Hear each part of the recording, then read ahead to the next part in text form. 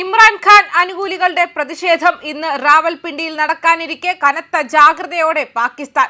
Party പ്രവർത്തകരുടെ നേതൃത്വത്തിൽ നടക്കുന്ന പ്രതിഷേധ മാർച്ച് തടയാൻ കനത്ത സുരക്ഷയാണ് റാവൽപിണ്ടിയിൽ ഒരുക്കിയിരിക്കുന്നത്. സുരക്ഷയ്ക്കായി പോലീസിനെയും സൈനികരെയും വിന്യസിച്ചു. പാകിസ്ഥാന്റെ സൈനിക തലസ്ഥാനമാണ് റാവൽപിണ്ടി. അഴിമതി കേസിൽ ശിക്ഷിക്കപ്പെട്ടതിനെ തുടർന്ന് ജയിലിലാണ് മുൻ പാകിസ്ഥാൻ പ്രധാനമന്ത്രി ഇമ്രാൻഖാൻ. ഇമ്രാൻഖാന്റെ പാർട്ടിയായ PTIക്ക് പുറമെ ജമാഅത്തെ ഇസ്ലാമിയും പ്രതിഷേധം പ്രഖ്യാപിച്ചിട്ടുണ്ട്. തോഷഖാന കേസിൽ കഴിഞ്ഞ ദിവസമാണ് 73 വയസ്സുകാരനായ ഇമ്രാൻഖാനും ഭാര്യ ബുഷ്ര ബീവിക്കും ശനിയാഴ്ച 17 വർഷം വീതം തടവ് ശിക്ഷ വിധിച്ചത്. 2023 ഓഗസ്റ്റ് മുതൽ റാവൽപിണ്ടിയിലെ അഡിയാല അതീവ സുരക്ഷാ ജയിലിൽ കഴിയുന്ന ഇമ്രാനെതിരെ പ്രത്യേക കോടതിയാണ് വിധി പ്രഖ്യാപിച്ചത്. ഉത്തരവിന് തൊട്ടു പിന്നാലെയാണ് പ്രതിഷേധത്തിന് ആഹ്വാനം ചെയ്തുകൊണ്ടുള്ള ഇമ്രാൻഖാന്റെ എക്സ്പോസ്റ്റ് പുറത്തു വന്നത്.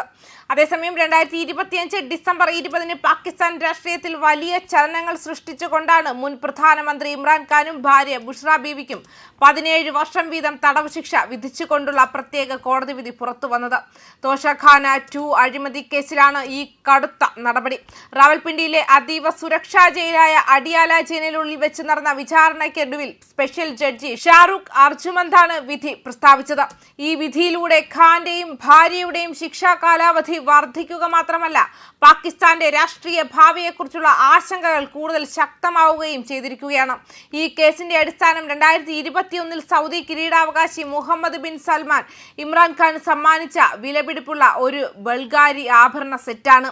ഏകദേശം 71 ദശലക്ഷം പാകിസ്ഥാൻ രൂപ വിലമതിക്കുന്ന ഈ ആഭരണ സെറ്റ് ഔദ്യോഗിക നിയമങ്ങൾ ലംഘിച്ച് വളരെ കുറഞ്ഞ വിലയ്ക്ക് ഇവർ സ്വന്തമാക്കിയെന്നാണ് പ്രോസിക്യൂഷൻ കണ്ടെത്തിയത്. വിദേശ ഭരണാധികാരികളിൽ നിന്ന് ലഭിക്കുന്ന സമ്മാനങ്ങൾ സർക്കാർ ഖജനാവായ തോഷഖാനയിൽ ഏൽപ്പിക്കണമെന്നാണ് നിയമം. എന്നാൽ ഈ സമ്മാനത്തിന്റെ മൂല്യം കുറച്ചു കാണിച്ച് സർക്കാർ ഖജനാവിന് വലിയ നഷ്ടമുണ്ടാക്കിയെന്ന കുറ്റമാണ് കോടതി ശരിവെച്ചത്. ശിക്ഷാ നടപടികൾ പ്രകാരം പാകിസ്ഥാൻ ശിക്ഷാ നിയമത്തിലെ ക്രിമിനൽ വിശ്വാസ വഞ്ചനയുമായി ബന്ധപ്പെട്ട വകുപ്പുകൾ അനുസരിച്ച് 10 വർഷം കഠിന തടവും അഴിമതി നിരോധന നിയമപ്രകാരം 7 വർഷം തടവുമാണ് വിധിച്ചിരിക്കുന്നത്.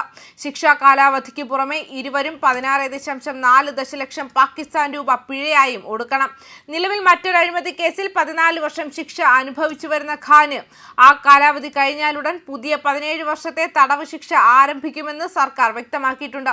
ഇമ്രാൻഖാന്റെ വാർദ്ധക്യവും ബുഷ്ര ബീബി സ്ത്രീയാണെന്നതും പരിഗണിച്ചാണ് കോടതി ഒരു പരിധിവരെ ലഘുവായ ശിക്ഷ നൽകിയതെന്ന് വിധിന്യായത്തിൽ പറയുന്നുണ്ടെങ്കിലും ഇത് അദ്ദേഹത്തിന്റെ രാഷ്ട്രീയ ജീവിതത്തിന്മേൽ വലിയ പ്രത്യാഘാതങ്ങൾ ഉണ്ടാക്കും.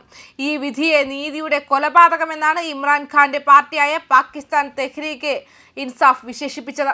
പ്രതിഭാഗത്തിന് പറയാനുള്ളത് കേൾക്കാതെയും മതിയായ തെളിവുകൾ ഇല്ലാതെയുമാണ് കോടതി വിധി പ്രഖ്യാപിച്ചതെന്ന് അദ്ദേഹത്തിന്റെ അഭിഭാഷകൻ ആരോപിക്കുന്നു.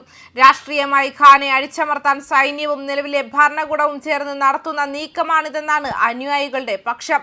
ജയിലിൽ ഇമ്രാൻഖാൻ കടുത്ത ഏകാന്ത തടവും മാനസിക പീഡനങ്ങളും നേരിടുകയാണെന്ന് അദ്ദേഹത്തിന്റെ കുടുംബം ആശങ്കപ്പെടുകയും ചെയ്തിരുന്നു. ന്യൂസ് ഡെസ്ക് കർമ്മ ന്യൂസ്.